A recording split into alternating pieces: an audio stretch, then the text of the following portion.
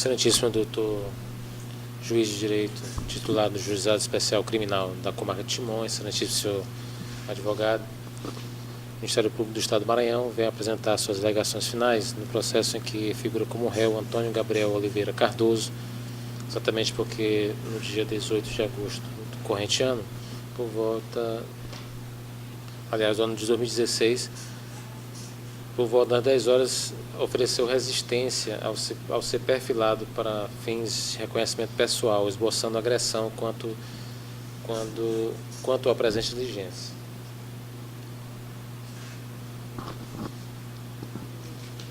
Não foi possível fazer a transação penal por conta de que o Antônio ele tem antecedentes. Então, nessa audiência de instrução e julgamento, foram ouvidas duas testemunhas, que exatamente eram os policiais que estavam nessa ação policial. Então, este é o relatório sucinto, passa-se as argumentações do Ministério Público.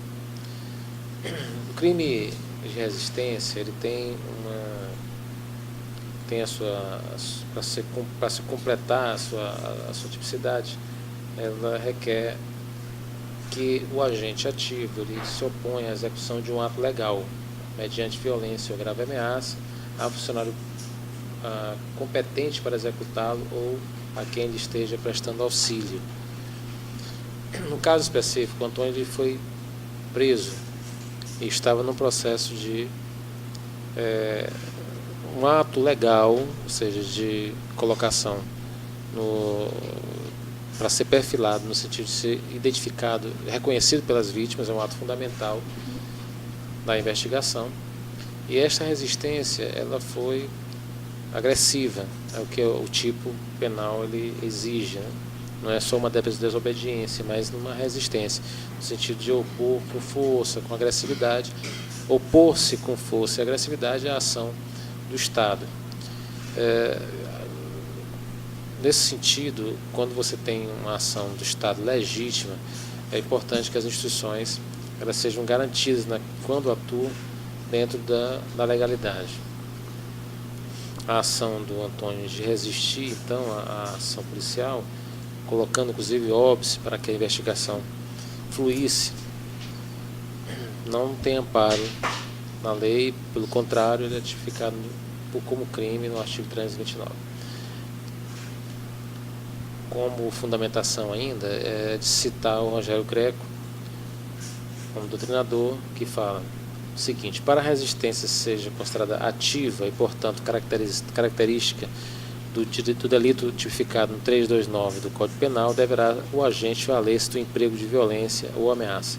A violência deverá ser aquela dirigida contra a pessoa do funcionário competente para executar o ato legal, ou mesmo contra quem lhe esteja prestando auxílio. Importa em vias de fato, lesões corporais, podendo até mesmo chegar à prática do delito de homicídio. A ameaça também poderá ser realizada com meio para a prática do delito em estudo. Embora a lei penal não se utilize da expressão grave ameaça, tal como fez em outras situações, a exemplo do crime de roubo, entendemos que também aqui deverá ter alguma gravidade, possibilitando abalar emocionalmente um homem normal, ficando afastado aquela de nenhuma significância. Então, embora que nós tenhamos claro que foi num ambiente policial, os policiais sejam muitas vezes acostumados a uma resistência, essa resistência foi dirigida a um funcionário público com atribuição para a investigação, causando inclusive dificuldades ao ambiente policial. Então, vejo como caracterizada a resistência e o crime previsto no 329.